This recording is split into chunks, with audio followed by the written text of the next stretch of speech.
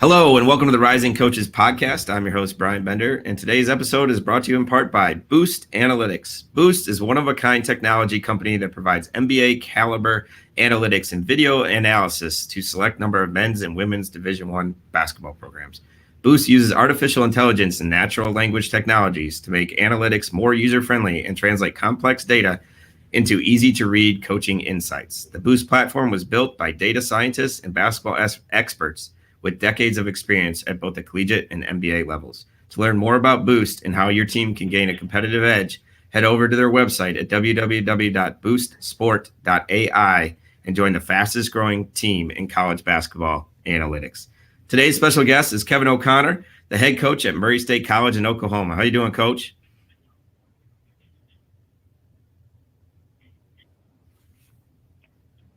Sorry, broke up a little bit there at the end.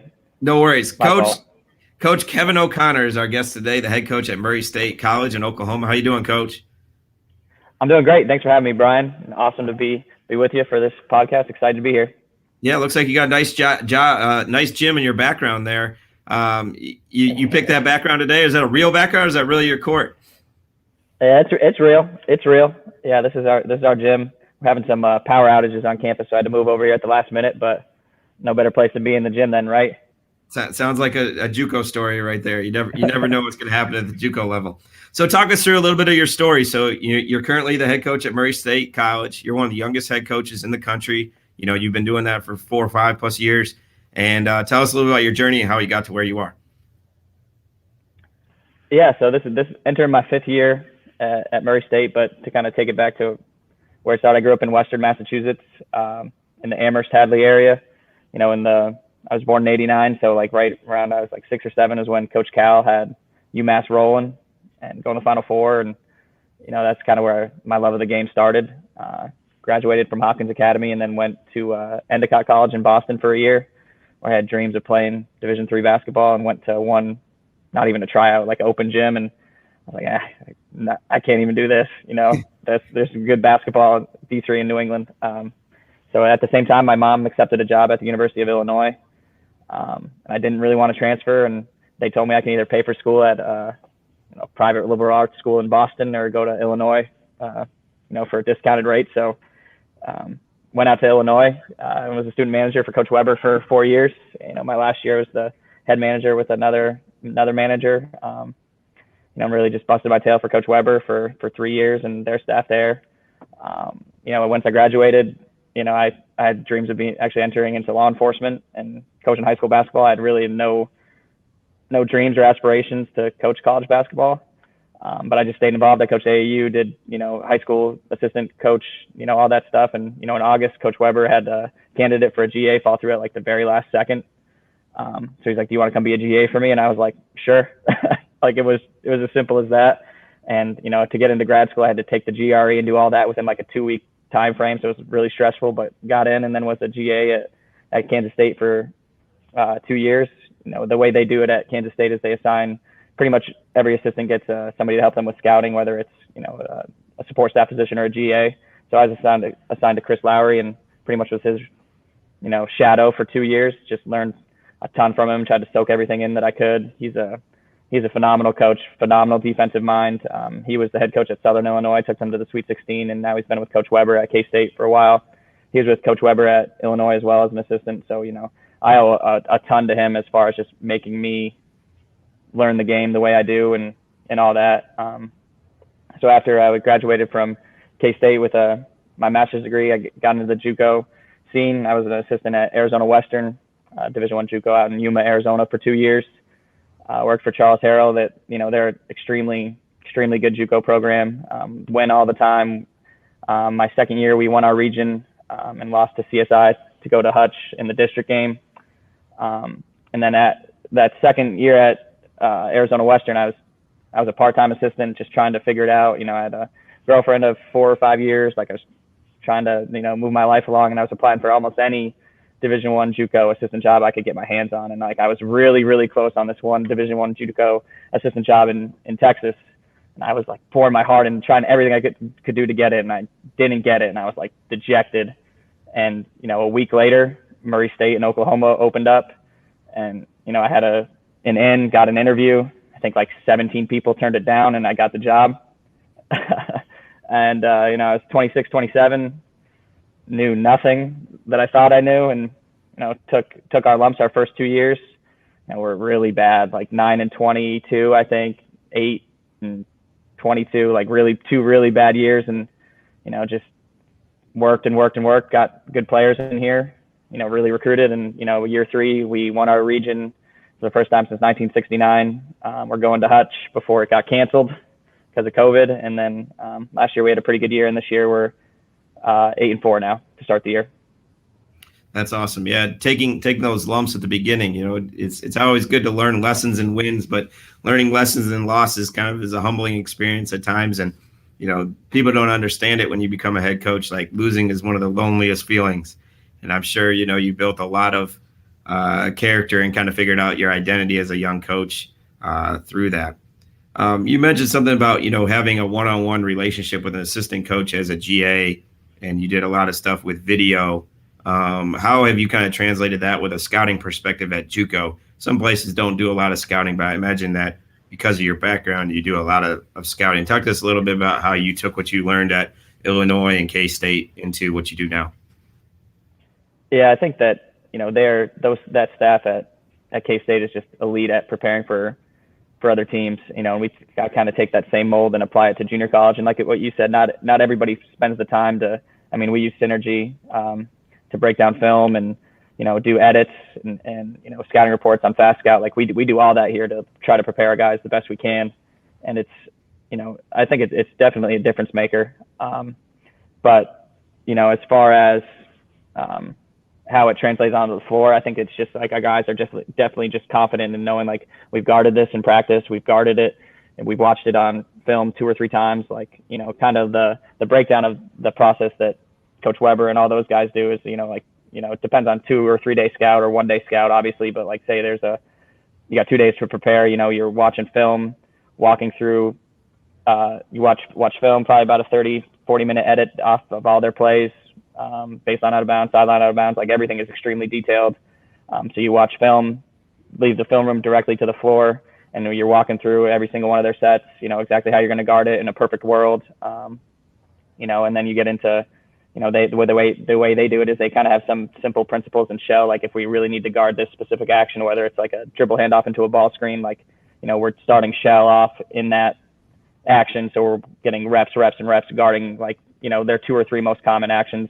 And then they'll break it down into transition, some 5-on-0 and obviously everything everybody does. And then, they really spend a lot of time doing live scouting where it's, whether it's a scout team, we do it with just two teams here, but they usually would use a scout team at K-State with it, whether it's GAs or former play or assistants who played.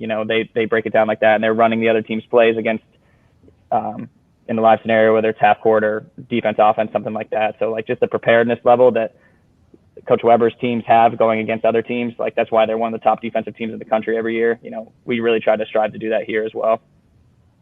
Yeah, that's awesome. Yeah, we tell our players in recruiting that we run our program like a Division I because that's my background and that's what I know, and that's how you do anything. So, a lot of that has to do with your background. So the video part, the scouting report, what you do on the floor. And we always talk about there's multiple ways to learn the game of basketball. And, I have a similar background with being a manager at GA, video type positions. And so, it's some guys learn better by doing it on the floor. Some learn better by, handing them a piece of paper, going over it in a scouting report. Some learn better with just video. So that's cool that you're able to do that with the resources that you guys have there at Murray. You work for Coach Weber, and you work for him at Illinois, and then you work for him at Kansas State. Go over, 1 or 2 things that he does that he changed from his 2 different locations, or maybe one thing that he did not change. Like he didn't change at all. You're like, this is the exact same thing. Instead of, Illini, that it's, their mascot. So what give us a few examples of things that he did that were different when he changed institutions as well as the same. I wasn't there. So my senior year is when Coach Weber left Illinois for K-State. And then that whole next year, that's when I was at high school AAU level. So I really missed like them installing everything and changing like one thing they always talked about, like Frank's teams at K-State would always be like hard up their line, deny, deny, deny. And like Coach Weber's philosophy defensively is, pressure, no middle, like, and being in gaps and ready to help. Like, whereas those guys are just shutting down passing lanes and getting like, I know he fought and battled to get those guys to like establish good habits as being in gaps rather than shutting passing lanes down. So I wish I could have been there for that. And also in their first year, they won the Big 12. So he did a good job of installing his defense right away. And, one thing that I think he's definitely changed offensively at times, like he was pretty much true motion at Illinois when I was there all 3 years. And then, he's gotten more to like a Florida ball screen motion to, just sets and kind of more structured offensively and less decision making. I think I think that's worked well for him. But definitely they have stayed consistently, like they hang their hat on the defensive end.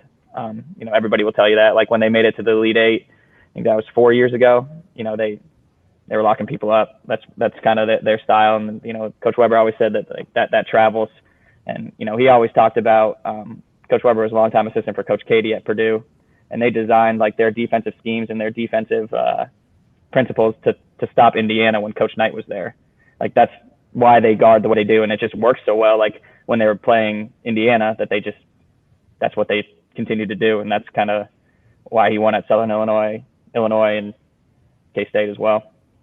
Right. Makes sense for sure. What do you kind of take from, what he did and where you've had those multiple different stops and some of the really good assistants you work with to help shape your identity as a head coach? What would you say your identity is, or, talk a little bit about that. I don't like the term players coach, but I don't know that I would describe it as that, but like Coach Weber's big on relationships and like getting players to understand that it's more about the game of basketball. It's about academics. It's about, if you're religious, it's about what you're doing off the court to become a better man, better person, better human being. And it's just bigger than basketball. And, that culture they have at K-State and at Illinois was just apparent that it's just, you have to be able to relate to players to coach them hard and get them to understand that, it's coming from a place of love. And that's definitely something that they instilled in me. And, same thing at Arizona Western. And, what we try to do here is just, love on our guys. Like I live literally on the other side of that wall. I live across the street from the gym. Like I'm always around. Just, that's one of the biggest things. Like a lot of college coaches and young guys, even GAs, managers, like when you want to be the first to the office, right? You want to be there at 6 a.m. ready to do all this office work. And there's a lot of video work and things like that at that level. But like I forget what coach told me that like a lot of it can be fake work where you're just on your computer. What are you really doing, And like they're big on like we do this here. Like we have constant like individual workouts throughout the morning. Like we just played last night, so we don't have any going on right now. But like we'll have individual groups in here from 7 a.m. to 8 a.m., 8 a.m. to 9 a.m. like all morning. Just getting in here and getting our guys better. And that's kind of like our love language is just like we're constantly in here with you guys, pouring into you to make you guys better players. Like that's what we want you to do. We want you to play at the highest level you can. Use all of your ability, your God-given ability to play, whether it's the highest level is NAIA or whether it's D2, like just trying to squeeze the most out of these guys. And, we do that and they play hard for us. That's kind of our secret, I guess. Not too much of a secret though. Yeah. It takes time though. Like you said, love, nothing shows more love than investing in people with the time that you spend with them. And, that sweat equity, if you're in the gym with those guys and you're working them out and you're giving them the time of day and you're invested in getting better just as much as they are, they know you got their back. And I think that's, contribute to you and your success that you've had there. You mentioned two things in the last little segment that you just spoke on. One, you talked about education, the value of academics, especially off the floor. You have a unique background with having a master's degree in higher education and advising, as well as, you have a psychology undergrad. Tell us how you use that degree and, especially the psychology portion of it in your everyday relationship building and communication. The psychology degree kind of just fell into my lap when I was at Illinois. I took a psychology class I really liked, and it just kind of the way the human brain works is, I forgot most of what I learned at Illinois, to be honest, but, we won't tell anyone that. We'll take that part out. We won't. But, just learning that, how different people absorb information, how different people react to certain situations. You know, we're coaching guys from way different socioeconomic backgrounds, you know, whether extremely wealthy, extremely poor, foreign. Like, you just have to be able to wear, as a coach, like many different masks, be able to talk to many different people with many different walks of life, and just like learning how different people think and being able to just be relatable, I think, is the biggest thing I learned, you know, definitely being in college, psychology and all that. And then the academic advising piece, you know, a lot of people realize this, but like most JUCO coaches have to do more than just coach. So like I do eligibility, I do enrollment for most student athletes. Like, so like I'm on top of like, are you on track to graduate? Like all that stuff, like has really helped me make sure our guys are moving on to the next level. Yeah, you've done a really good job of getting guys to the next level, and the academic side of that's really important. You know, so many guys, you don't see transcripts, or you see other people's transcripts, and it's rough. It's almost sad to look at. And having that advising background or being an advisor at your school, it helps a lot in terms of making sure they're on pace and doing what they need to do and investing in those people. But yeah, that, you know, you never know in school. Like we both come from, you know, Big Ten backgrounds, you know, education wise. But, you know, sometimes I think our basketball knowledge and what we learned being a part of a program or a basketball team was just as valuable, if not more valuable, from an education standpoint, and learning how to communicate and taking people, like you said, from diverse backgrounds and bringing them together and making you one family.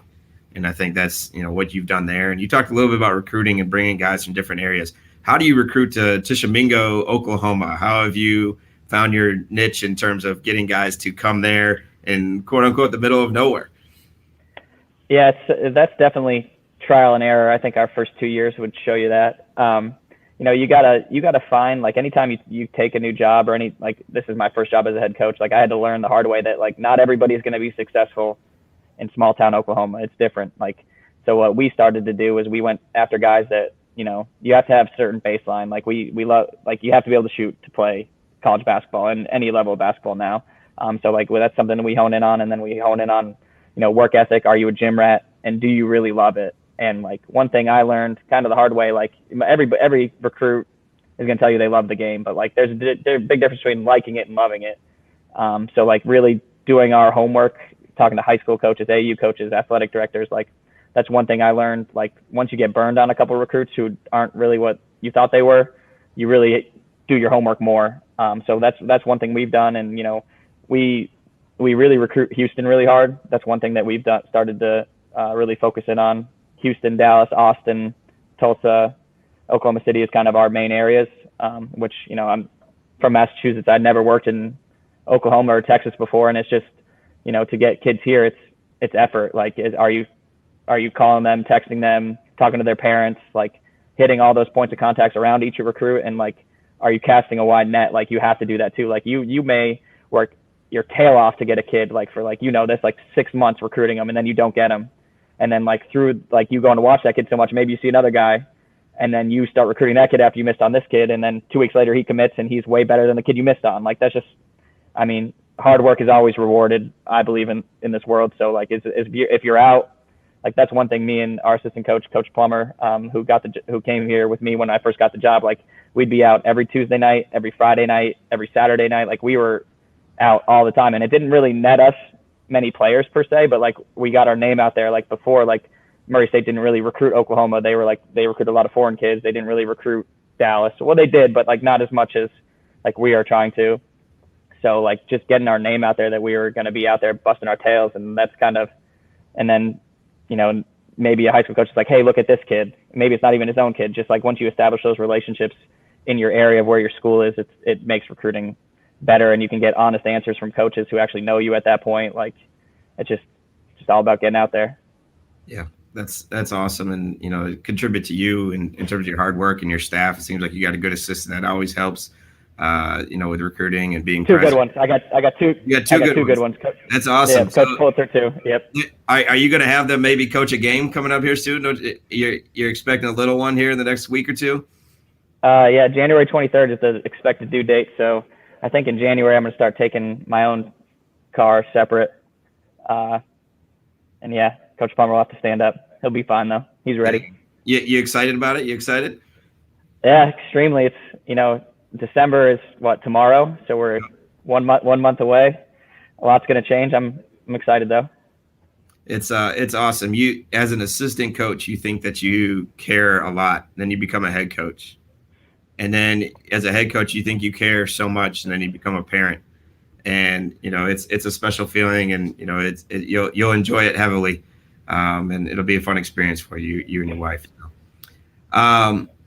Good. So what happens next for Kevin O'Connor? So you've been at Murray now, you're a young head coach. You've been there for 5 years. You've taken the team to, qualified for Hutch, and first coach in 50, 60 years to do that. What's next on the platform? Obviously you want to continue to build that thing at Murray. What have you done from a development standpoint and keeping that carrot moving for yourself as a young coach and as a leader, and to make sure that you don't get complacent in the job that you have? Yeah, the one thing I'm just trying to win on Thursday. Not to simplify it, but I just want to put my head down and keep working hard. And what happens. Career-wise, I think that God's timing's perfect. Like I talked about, missing out on that assistant job, and then 2 weeks later I'm here for 5 years, and one of the younger head coaches when I first got the job in the country. But I just want to keep winning, and whatever opportunities present themselves, just evaluate them. And it's gonna be more than about me and my wife now that we're gonna have a little one here too. So it's just put my head down and work and see what happens. There you go. More to think about and more to balance, but you're built for it. But yeah, it's really important that a 1-0 season. Every single game, that 1-0 mentality, or winning on Thursday and getting ready for that, and taking it one day or one step at a time, and part of the process rather than thinking long term all the time. Even though it's always in the back of our minds, you got to continue to stay present and do that. Are there any questions that I should have asked you that I haven't? Anything that you feel some type of way about, or you're passionate about, or you want to get off your chest or talk about or share with the Rising Coaches podcast community? Not that I can think of. I guess I know a lot of your audience is managers or GAs, and everybody kind of asks how do you break through? How do you become a head coach, or how do you do that? And I think a lot of it is unseen hours, establishing that work ethic. I think that we both can agree to that. Like taking a full course load, being a manager is it's a lot. Like players have to go through a lot, and managers, when I was at Illinois, I was working a ton and having to graduate and do all that. It's preparing you for working long hours as a college coach. We're on the road. Here we drive the team buses. We're out. We have 4-hour trips. We're back at 2 a.m. and then in the office making sure everybody's at class at 8 a.m. All the unseen hours when you're a manager, laundry, all that stuff. It's just preparing your work ethic.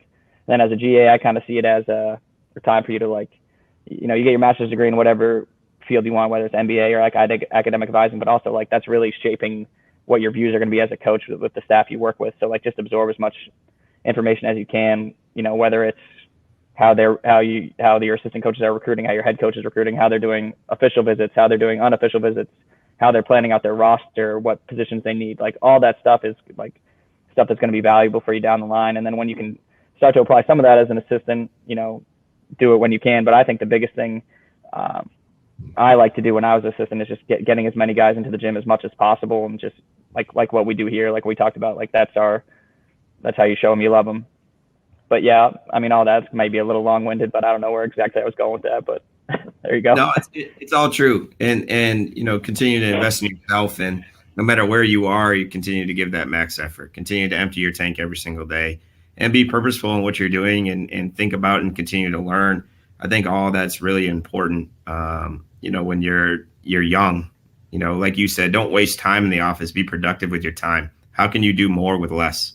I think that's something you kind of mastered at your level, with the resources and different things, and the history of winning, your location. Don't worry about the challenges, but focus on, hey, no excuses. Don't blame, complain, make excuses. Just find a way to continue to move forward and be productive with what you got, and take advantage and be grateful for those opportunities. All right, the last question for you. So give us a 24-hour challenge. What is something that either you can do or we can do and take action doing? Challenge us, something that we can hold ourselves accountable for in the next 24 hours. As far as a coaching task? Anything you want, anything about life coaching, basketball, our health, challenge us. Give us something that you try and do every day that, try and move your needle or help make our listeners better. Give us a 24-hour challenge. Okay, here's one for you. This is one thing I told our team at the start of the year. Like our staff, we don't have any managers here. Like both, we have one assistant coach who played Division I, and the other assistant coach was similar to our path. Like, was a manager, and then was a GA at K-State with me, and then moved on. But like one thing I told our guys, like I want to rebound more makes and misses than any other junior college coach in the country. Like in the preseason, that's what I tried to do. We didn't track it. We don't have what's the basketball technology where they track all the rebounds at the Division I level. Like we didn't have any of that stuff. I was just out. We were out here for 5 hours every morning. So that'll be my challenge for you. Go grab as many rebounds and makes for your players as you can in the next 24 hours. There you go. You're your own Dr. Dish, Kevin O'Connor, Dr. Dish. Yeah, that's it.